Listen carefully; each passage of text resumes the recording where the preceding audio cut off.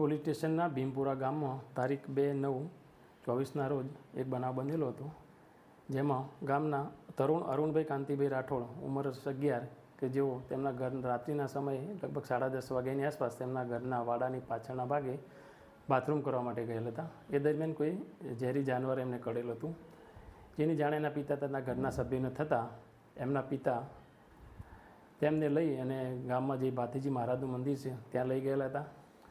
અને ત્યાં એમના જે ભુવા તરીકે તેમના સગાભાઈ સંજયભાઈ રાઠોડ હતા, જેઓ બંને તેમને ઝેરી જાનવર કરેલો હોય એની ઝેર ઉતારવાની તાંત્રિક વિધિ કરેલી હતી. ત્યારબાદ ઘણો સમય ત્યાં વીતી જતાં CHC દવાખાને લાવતા ત્યાં ડૉક્ટરશ્રી એને મરણ જાહેર કરેલા હતા. આ બાબતે આમોદ પોલીસ સ્ટેશનના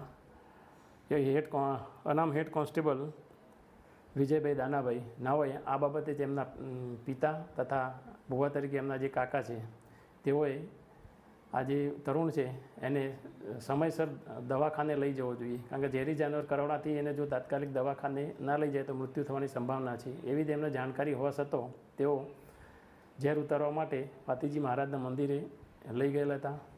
આમ તેથી તેઓએ આ ગુનાના કામે ભારતીય ન્યાય સંહિતાની કલમ 105 અને 3.5 મુજબ ગુનો રજીસ્ટર કરાવેલ છે અને આને ગુનાની તપાસ police sub inspector R.A. Aswar નાઓ હાલમાં ચલાવી રહેલ છે.